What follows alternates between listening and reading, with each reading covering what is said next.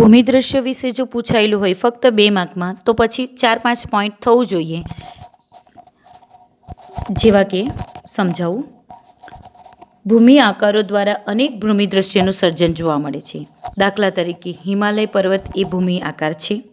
હિમાલયમાં અનેક પ્રકારની ઉપયોગી વનસ્પતિ, ખનિજો, અવનવા પશુ પક્ષી અને શિખરો બરફથી છવાયેલા રહે છે. તેમાંથી મોટા ભાગની નદીઓ બારેમાસ ભરપૂર પાણીથી સમૃદ્ધ રહે છે. તરાઈના જંગલો પણ ત્યાં આવેલા છે. હિમાલયમાં અમરનાથ, બદ્રીનાથ, કેદારનાથ જેવા યાત્રાના સ્થળો, નંદાદેવી જેવા શિખરો પણ આવેલા છે. ભારત માટે હિમાલયનું મહત્ત્વ ઘણું જ છે. તો અહીંયાથી આપણને હિમાલયનું મહત્ત્વ શું છે આવું પણ પૂછાઈ શકે કે ભારતનું હિમાલયનું મહત્ત્વ શા માટે વધારે છે. તો હિમાલય પર્વતમાંથી નદીઓ નીકળે છે. એ નદીઓ બારેમાસ ભરપૂર જ રહે છે પાણીથી. હિમાલયમાં અમરનાથ, બદ્રીનાથ, કેદારનાથ જેવા યાત્રાના સ્થળો છે આવેલા છે. નંદાદેવી જેવા શિખરો પણ આવેલા છે. આથી હિમાલયનું મહત્ત્વ વધારે છે. હવે જોઈએ તો નદીઓ. નદીમાંથી પણ આપણને 2 માર્કનો ક્વેશ્ચન પૂછાઈ શકે કે અહીંયાથી ક્વેશ્ચન ઘણીવાર પૂછાઈ ચૂક્યા છે. નદીને લોકમાતાનું બહુમાન આપ્યું છે, કારણ સમજાવો. અથવા તો શા માટે પ્રાચીન કાળથી જ નદીને લોકમાતાનું સ્થાન આપવામાં આવ્યું છે. તો આપણે આ પોઈન્ટ આખો લખી દેવાનું કે આપણા 2 માર્કમાં ક્વેશ્ચન હોય તો 6 મુદ્દા કમ્પલસરી હોવું જ જોઈએ. પ્રાચીન કાળથી નદીનું મહત્ત્વ પણ વધારે જ છે. ભારતીય સંસ્કૃતિ સિંધુ અને રાવી નદીના કિનારે જ પાલન અને પોષણ પામી હતી. કઈ નદીઓના નામ જેટલા નામ યાદ હોય લખવાના. સિંધુ, ગંગા, યમુના, સરસ્વતી, નર્મદા, ગોદાવરી, કૃષ્ણા, કાવેરી જેવી લગભગ બધી જ નદીઓએ ભારતના લોકજીવન ઉપર પ્રગાઢ અસર ઉપજાવી છે. પછી નદી આપણને શું ઉપયોગી બને એ બીજો પોઈન્ટ બનાવવાનો.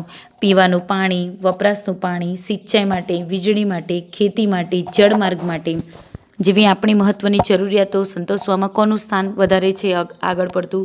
તો નદીનું. તે ઉપરાંત નદીમાંથી આપણે બીજી નદીના પાણીનો ઉપયોગ કરીને આપણે કઈ બીજી વસ્તુ બનાવી શકીએ? તો માટીના વાસણો બનાવી શકીએ, મકાનો બનાવી શકીએ, લીપણ તથા ઉદ્યોગોનો વિકાસ પણ એનામાંથી કરી શકીએ. આપણી સંસ્કૃતિમાં પ્રાચીન કાળથી જ નદી કિનારેના ઉષા અને સંધ્યાના વિવિધ ભૂમિદૃશ્યો દ્વારા ભરપૂર સૌંદર્ય, કલાસૂઝ અને કૌશલ્યનો વિકાસ પણ આ પ્રાકૃતિક વારસામાંથી જ મળ્યો છે. તેથી આપણે શું કહીએ છીએ? નદીને લોકમાતાનું સ્થાન આપ્યું છે. તેમજ વનસ્પતિ જીવન વિશે પૂછાય તો ભારતની પ્રજા આદિ સમયથી જ પર્યાવરણ પ્રેમી રહી છે. એટલે પહેલાંથી જ આપણી જે પ્રજા છે એ કેવી છે? પર્યાવરણ પ્રેમી છે. જેની સાક્ષી તેનો વૃક્ષ પ્રેમ, પુષ્પ પ્રેમ, છોડવાઓ પ્રત્યેનો આદર સૂચવે છે. માણસ પાણી, પશુ પક્ષી, આહાર માટે વનસ્પતિ પર જ આધાર રાખતો હોય છે. ભારતમાં વડ, પીપળો, તુલસી વગેરેની પૂજા કેવી રીતે થાય છે? તો ધૂપ દીપ દ્વારા કરવામાં આવે છે. તેમજ વડ સાવિત્રીના વડની પૂજા પણ કરવામાં આવે છે. અનાજ, કઠોળ, તેલીબિયાં, છોડ, ધન ધાન્યથી લહેરાતા ખેતરો, વન સમૃદ્ધિથી ભરેલા જંગલો અને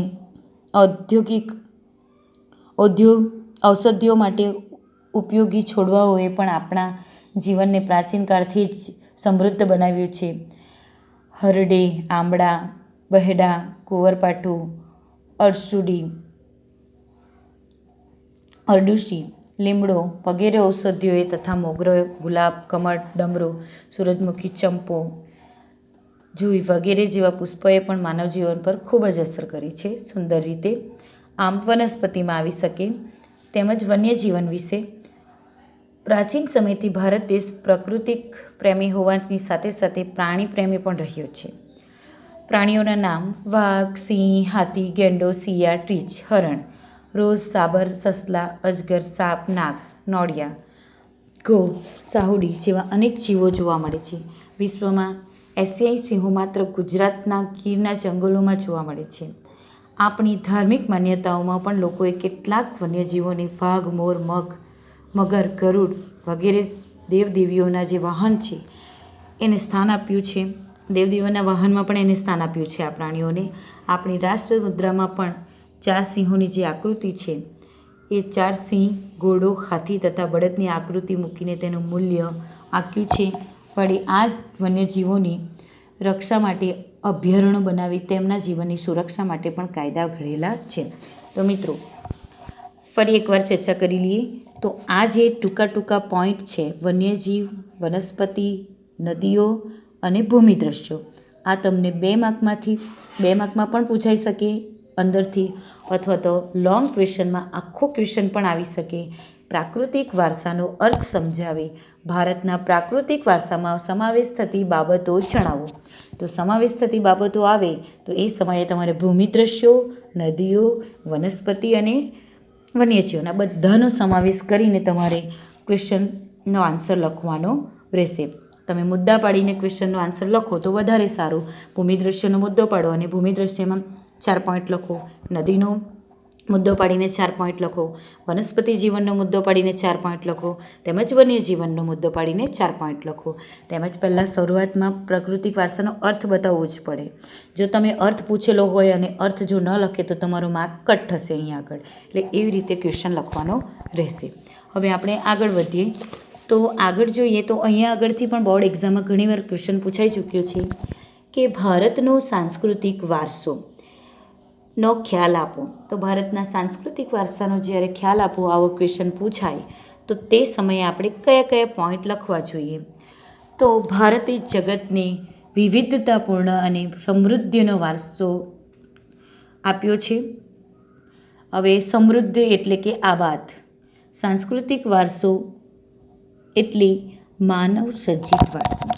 હવે સાંસ્કૃતિક વારસો એટલે કેવો વારસો કહેવાય? માનવ સર્જિત, એટલે માણસ દ્વારા જ બનાવવામાં આવેલો વારસો.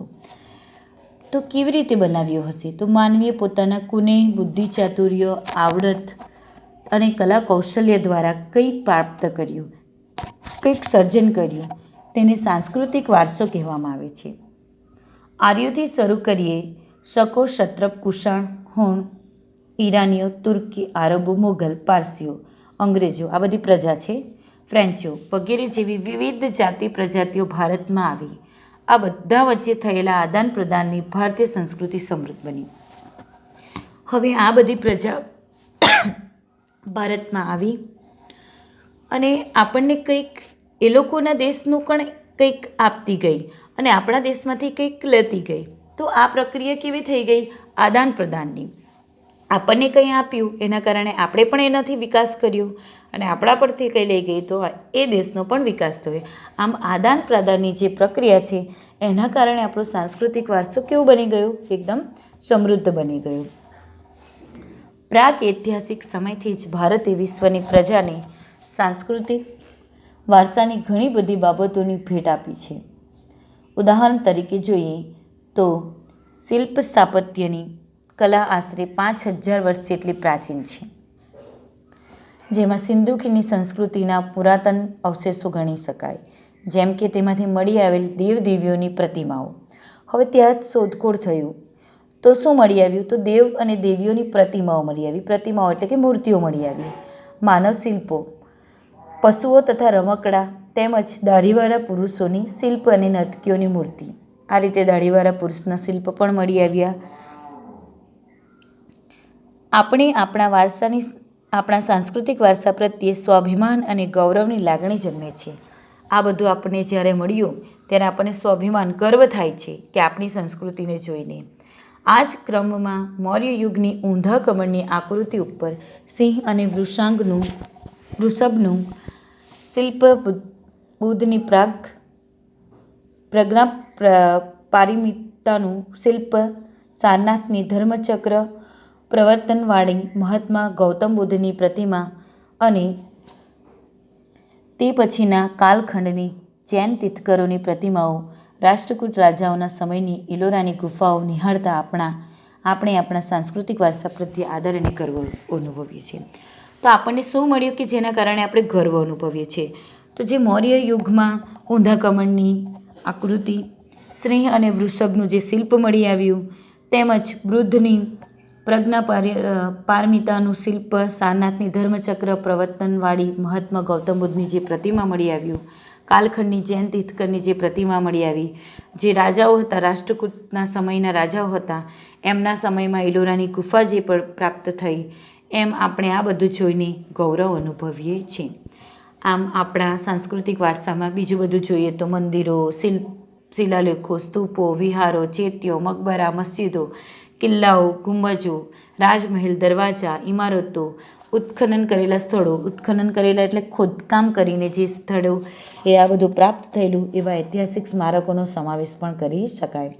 આમાં આપણા સ્વાતંત્ર્ય સંગ્રામના ઐતિહાસિક સ્થળો જેવા કે સાબરમતી આશ્રમ, દાંડી, બારડોલી, વર્ધા, શાંતિનિકેતન કોલકાતામાં આવેલું છે, દિલ્હી વગેરે પણ સાંસ્કૃતિક વારસા તરીકે ઓળખાઈ શકાય. તેમજ ભાષા, લિપિ, અંકો, શૂન્યની શોધ, ગણિત, પંચાંગ, ખગોળ, લોખંડ, સાહિત્ય, ધર્મ, યુદ્ધશાસ્ત્ર, રથ, રાજશાસ્ત્ર, પ્રાણીશાસ્ત્ર, વનસ્પતિશાસ્ત્ર, વાસ્તુશાસ્ત્ર, ધર્મો, ગણતંત્ર, ન્યાયતંત્ર, વિધિ વિધાન, પર્યાવરણ, સુરક્ષા આદિ ઘણી મહત્ત્વની શોધ પણ આપણા ભારતમાં થઈ છે.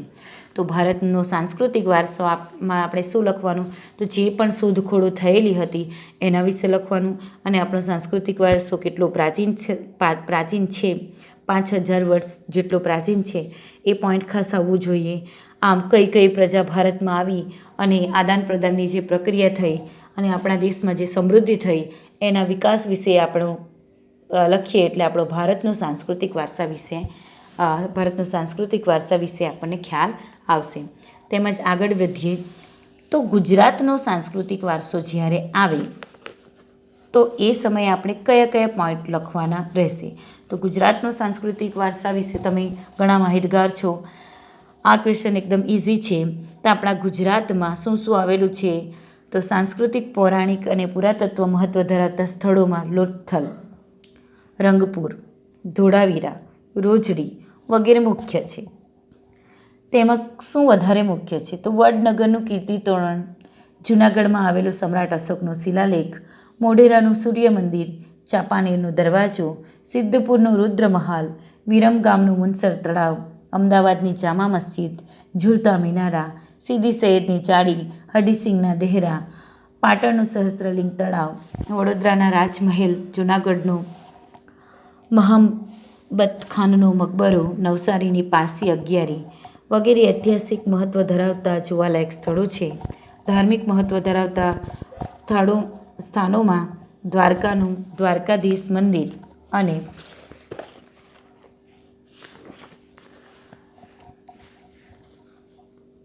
જગતગુરુ શંકરાચાર્યની શારદા પીઠ, 12 જ્યોતિર્લિંગ પૈકી સોમનાથનું મંદિર, ઉત્તર ગુજરાત અંબાજી, બહુચરાજી અને મહાકાલી માતાજી, દાતાર જૈન તીર્થ પાલિતાણા, રણછોડરાયજીનું મંદિર ડાકોરમાં અને શામળાજી વગેરે તીર્થ સ્થળો પણ ગણાવી શકાય. તો મિત્રો અહીંયાથી ખાસ કરીને તમને જોડકા સ્વરૂપે પ્રશ્નો ઘણીવાર આવે છે તો ધ્યાન આપો. તો અંબાજી ક્યાં આવેલું છે, તો બનાસકાંઠા જિલ્લો. બહુચરાજી મંદિર ક્યાં આવેલું છે, તો મહેસાણા જિલ્લો. મહાકાલી માતાજીનું મંદિર તો પાવાગઢ પંચમહાલ જિલ્લો. મીરા દાતાર ઉનાવા મહેસાણા જિલ્લો. જૈન તીર્થ પાલિતાણા એ ભાવનગરમાં. રણછોડરાયજીનું મંદિર ખેડા જિલ્લામાં. શામળાજીનું મંદિર અરવલ્લી જિલ્લામાં વગેરે સ્થળોએ આવેલા છે. ગુજરાતના જાણીતા ધાર્મિક, સામાજિક અને પ્રવાસલક્ષી સ્થળોમાં પોળો, વિજયનગર, સાબરકાંઠા જિલ્લો, પતંગ મહોત્સવ અને કાંકરિયા કાર્નિવલ, અમદાવાદ તાનારીરી મહોત્સવ. તાનારીરી મહોત્સવ ક્યાં થાય, તો વડનગર. કાર્નિવલ એ અમદાવાદમાં કાંકરિયા તળાવ પાસે. નૃત્ય મહોત્સવ મોઢેરા, ઉત્તરાંધ નૃત્ય મહોત્સવ મોઢેરામાં થાય છે અને રણોત્સવ કચ્છ વગેરેમાં થાય છે. હવે જોઈએ આપણે તો જૈન પ્રવાસના સ્થળોમાં બુદ્ધ ધર્મ અને જૈન ધર્મનો પ્રચાર પ્રસાર ખાસ વધારે થયેલો હતો તે સમયે. ગુજરાતમાં વડનગર, તારંગા, ખંભાલીટા, જૂનાગઢ, શામળાજી, કોટેશ્વર, તળાજા, ઢાક, ઝઘડિયા વગેરે સ્થળોએ બૌદ્ધ અને જૈન ગુફાઓ જોવા મળે છે. તો મિત્રો અહીંયા આગળથી છે ને ખાસ કરીને તમને VSQ સ્વરૂપેના જ પ્રશ્નો આવી શકે. આ કોષ્ટક છે. આ કોષ્ટકમાં મેળાનું નામ આપેલું છે, મેળાના સ્થળ આપેલા છે, મેળાની તિથિ આપેલી છે. તો તો મોઢેરાનો જે મેળો છે એ મોઢેરામાં જ ભરાય છે. ક્યારે ભરાય છે? તો શ્રાવણ વદ અમાસમાં ભરાય છે. બહુચરાજીનો મેળો ક્યારે ભરાય છે? તો ચૈત્ર સુદ પૂનમમાં ભરાય છે. ક્યાં ભરાય છે? તો મહેસાણામાં. એમ શામળાજીનો કાળિયા ઠાકોરનો મેળો ક્યાં ભરાય છે? તો અરવલ્લીમાં કારતક સુદ 11થી પૂનમ સુધી. ભાદરવી પૂનમનો મેળો અંબાજીમાં ભરાય છે, બનાસકાંઠામાં. ભાદરવા સુદ પૂનમમાં ભરાય છે. ભવનાથનો મેળો ગિરનારમાં ભરાય છે, મહાવદ 9થી 12 સુધી. તરણેતરનો મેળો તરણેતરમાં જ ભરાય છે. તરણેતર ક્યાં આવેલું છે? સુરેન્દ્રનગર જિલ્લામાં. ભાદરવા સુદ 4 થી 6. ભડિયાદનો મેળો ભડિયાદમાં થાય છે, અમદાવાદમાં આવેલું છે. રજબ માસની તારીખ 9, 10 અને 11. નકળંગનો મેળો કોડિયાક ભાવનગર પાસે આવેલું છે, ભાદરવા વદ અમાસ. માધવપુરનો મેળો માધવપુરમાં આવેલો છે, ચૈત્ર સુદ 9થી 13. વેઢાનો મેળો ધોળકામાં ભરાય છે, કારતક સુદ પૂનમ. મીર દાતાત્રાનો મેળો ઉનાવા મહેસાણામાં આવેલું છે, રજબ માસની તારીખ 16થી 22 સુધી. તેમજ ડાંગ દરબારનો મેળો આહવામાં થાય છે, ફાગણ સુદ પૂનમના દિવસે. ગોળ ગધેડાનો મેળો એ દાહોદમાં ભરાય છે, હોળી પછીના 5 કે 7મા દિવસે ભરાય છે. કાર્તિકી પૂર્ણિમાનો મેળો છે સોમનાથમાં ભરાય છે, કાર્તિક સુદ પૂનમના દિવસે. ભાંગુરિયાનો મેળો છોટાઉદેપુરમાં ભરાય છે, હોળીથી રંગ પાંચમ સુધી ભરાય છે આ મેળો. હવે મિત્રો આપણે આગળ વધીએ તો ઘણી બધી પ્રજાઓ આવે છે. તો સૌપ્રથમ આપણે ભારતમાં આવેલી નેગ્રીટો પ્રજા વિશે જોઈએ. તો મિત્રો બોર્ડ એક્ઝામમાં જ્યારે ક્વેશ્ચન પૂછાય છે ને ત્યારે શરૂઆતની લાઈન પણ મૂકી દે છે, ભારતમાં સૌથી પ્રાચીન નિવાસીઓ છે કઈ પ્રજા? વિધાન સ્પષ્ટ કરો. તો ત્યારે આપણને ખબર હોવું જોઈએ કે સૌથી પ્રાચીન પ્રજા નેગ્રીટો છે. તો નેગ્રીટો વિશે આપણે લખવાનું હોય તો શું લખવાનું? નેગ્રીટોને આપણે નિગ્રો જાતિ તરીકે પણ ઓળખીએ છીએ અને એ સૌથી જૂની નિવાસી પ્રજા છે. 2 પોઈન્ટ થયા. ઇતિહાસકારોનું શું માનવું છે? નેગ્રીટો અથવા નિગ્રો હબ્સીઓ કઈ સાઈડથી આવ્યા? તો આફ્રિકામાંથી બલુચિસ્તાનના રસ્તે થઈ ભારતમાં આવ્યા હતા. 3 પોઈન્ટ થયા. ચોથો પોઈન્ટ, તેઓનો વર્ણ કેવો હતો? તો શ્યામ, 4 થી 5 ફૂટ ઊંચા અને માથે વાકડિયા વાળ ધરાવતા હતા. આટલું જ નેગ્રીટો વિશે લખવાનું. 2 માર્ક તમને મળી જાય. અથવા ઓસ્ટ્રેલોઇડ પ્રજા માટે પૂછાયો તો 2 વર્ષ પહેલાં ક્વેશ્ચન પૂછાયેલો હતો. તો કેવો પૂછાયેલો હતો? અગ્નિ એશિયામાંથી એક પ્રજા આવેલી હતી, એ પ્રજા કઈ? સ્પષ્ટ કરો. તો ત્યારે તમને ખબર હોવું જોઈએ કે ઓસ્ટ્રેલોઇડ પ્રજા અગ્નિ એશિયામાંથી આવેલી હતી. તો તેનો રંગ કેવો હતો? તો બંનેમાં ગૂંચવાઈ ન જતા તેનો રંગ શ્યામ, લાંબુ અને પહોળું માથું, ટૂંકું કદ, ચપટું નાક તેમની શારીરિક વિશિષ્ટતા હતી. ભારતમાં આવેલ આર્ય તેને શું કહેતા હતા? નિષાદ કહેતા હતા. ભીલી પ્રજા અને નિષાદ શબ્દ પ્રયોજવામાં આવતો હતો. ભારતની કોલ મુંડા જાતિ, અસમની ખાસી પ્રજા, નિકોબાર અને બ્રહ્મદેશ એટલે કે હાલનું મ્યાનમાર જાતિઓની આ પ્રજાના લક્ષણો વિશેષ જોવા મળે છે. ભારતની સાંસ્કૃતિક અને સભ્યતાના વિકાસમાં આ પ્રજાનો ફાળો પણ વધારે છે. આ પ્રજા એટલે કઈ? ઓસ્ટ્રેલોઇડ પ્રજા. સુતરાઉ કાપડનું વણાટકામ કરવું વગેરે જેવા કેટલાક કૌશલ્યો માટે એ જાણીતી હતી. માટીના વાસણો બનાવવામાં પણ એ જાણીતી હતી, તેમજ સુતરાઉ કાપડના કંઈક વસ્તુ બનાવવામાં પણ એ વધારે જાણીતી હતી. તેઓ પોતાની ધાર્મિક માન્યતા ધરાવતી હતી. તેમજ દ્રવિડ પ્રજા વિશે પૂછાય તો દ્રવિડોને મોહેંજો-દડોની સિંધુ સંસ્કૃતિના સર્જકો અને પાષાણ યુગની સંસ્કૃતિના સીધા વારસદાર કહેવામાં આવે છે. ઉત્તરમાંથી આવેલા વિવિધ પ્રજાની ભાષા અને સંસ્કૃતિના લક્ષણો ટકી રહ્યા. સમયાંતરે આ લોકો દ્રવિડ કહેવાયા. દ્રવિડોએ માતારૂપે દેવી એટલે કે પાર્વતી અને પિતૃરૂપે પરમાત્મા એટલે કે શિવની પૂજાની સમજ આપી. દીપ, ધૂપ અને આરતીથી પૂજા કરવાની પણ સમજ કોણે આપેલી? તો દ્રવિડોએ. આ ઉપરાંત પ્રાકૃતિક પૂજા, પશુ પૂજા વગેરે દ્રવિડોની આ ભેટ છે. દ્રવિડો મૂળ દેવો આર્યનો સ્વીકારી લીધા હતા. તેમણે સંસ્કૃતિના દેવ તરીકે પણ પુનઃસ્થાપ્યા. સમય જતાં ઉત્તરના પ્રચંડ પ્રભાવ હેઠળ દ્રવિડોની આર્ય સંસ્કૃતિ ઊંડી સુધી વ્યાપી ગઈ. આંતરજ્ઞાતિ લગ્ન સંબંધો પણ પ્રસર્યા હતા. આમ અન્ય પ્રજાઓમાં કઈ પ્રજા આવશે? તો મોગોલોઇડ અન્ય પ્રજામાં આવશે. તેમજ આલ્પાઇડ, ડિનારિક અને આર્મોનોઇડ આ પ્રજા છે. અન્ય પ્રજા આ બધી પ્રજા મધ્ય એશિયામાંથી આવેલી હતી. આ ત્રણ જાતિઓ એક સમાન ભૌતિક ગુણો ધરાવે છે. આ પ્રજાના અંશો ખાસ કરીને મહારાષ્ટ્ર, બંગાળ, ઓડિશા, ગુજરાત અને સૌરાષ્ટ્રમાં વધુ પ્રમાણમાં જોવા મળે છે. તેમજ આપણે જોઈએ તો હવે આર્યો પણ મુખ્ય પ્રશ્ન છે. આર્યો વિશે પણ ઘણીવાર બોર્ડ એક્ઝામમાં ક્વેશ્ચન પૂછાઈ ચૂક્યો છે. તો આજે આર્ય સભ્યતાના નિર્માતાને એટલે કે નોર્ડિક એટલે આર્યનું બીજું નામ શું છે? નોર્ડિક. પ્રાચીન કાળમાં જ હિન્દુઓ આર્યો કહેવાતા હતા. મુખ્ય વસ્તી જે પ્રદેશમાં રહેતી હતી તે પ્રદેશનું નામ શું આપવામાં આવતું હતું? આર્યવ્રત નામ આપવામાં આવતું હતું. પ્રાચીન સમયમાં પ્રથમ આર્ય વસ્તી વાયવ્ય ભારતમાં હતી. ત્યાં 7 મોટી નદીઓ વહેતી હોવાથી તેને સપ્ત સિંધુ નામ પણ આપવામાં આવ્યું હતું. વૈદિક કાળમાં આર્યોનો પૂર્વમાં મિથિલા એટલે કે બિહાર સુધી અને દક્ષિણમાં વિંધ્યાચલ સુધી વિસ્તાર હતો. અન્ય સમકાલીન પ્રજાઓ કરતાં તેઓ વધુ વિકસિત હતી. કઈ પ્રજા? તો આર્ય પ્રજા બીજા પ્રજા કરતાં વધારે વિકસિત હતી. ભરતકુળમાં ના નામ પરથી આ વિશાળ પ્રદેશ ભરત ભૂમિ, ભરતખંડ, ભારતવર્ષ કે ભારત જેવા નામોથી ઓળખાવામાં આવે છે. આર્યો પ્રકૃતિ પ્રેમી હતા. તેઓ વૃક્ષો, પહાડો, સૂર્ય, વાયુ, નદીઓ, વરસાદ વગેરેની પૂજા અને આરાધના કરતા હતા. તેમણે આ દેશની સંસ્કૃતિની રચના કરી હતી. સમય જતાં વેદ પઠન પ્રચલિત થયું. સમય અંતરે તેમાંથી ધાર્મિક વિધિઓ શરૂ થઈ અને તે પછી યજ્ઞાદિ ક્રિયાઓ ભારતમાં શરૂ થઈ. યજ્ઞાદિ ક્રિયાઓ એટલે યજ્ઞો ભારતમાં શરૂ થવા લાગ્યા. આપણા દેશમાં સમન્વયકારી સંસ્કૃતિનું નિર્માણ થયું એમ સાથે કહી શકાય. તો છેલ્લો પોઈન્ટ પેરેગ્રાફ આવશે. તો શા માટે આપણા દેશમાં સમન્વયકારી સંસ્કૃતિનું નિર્માણ થયું હતું? તો ભારતમાં બધી પ્રજાઓ આવી હતી. તો કઈ કઈ પ્રજા આવી હતી? તમને જેટલા યાદ રહી છે એટલા પોઈન્ટ લખી દેવાના. દ્રવિડો આવ્યા હતા, આર્યો આવ્યા હતા, અલ્પાઇડ, ડિનારિક, આર્મોનોઇડ આ બધી પ્રજા ભારતમાં આવી.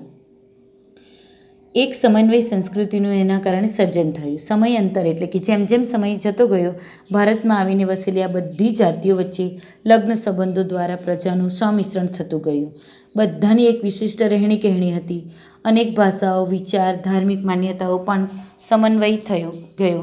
આમ પ્રારંભ કાળથી જ આપણા દેશમાં એક સમન્વયકારી સંસ્કૃતિનું નિર્માણ થયું જેને ભારતે ભવ્ય અને સમૃદ્ધ વારસો આપ્યો. ભારતમાં ભાતીગળ સંસ્કૃતિનો વિકાસ થયો. પ્રજાઓ પરસ્પર એટલી બધી ભળી ગઈ કે તેમનું કોઈ સ્વતંત્ર અસ્તિત્વ જ ન રહ્યું, અર્થાત તેનું ભારતીયકરણ થયું. Thank you.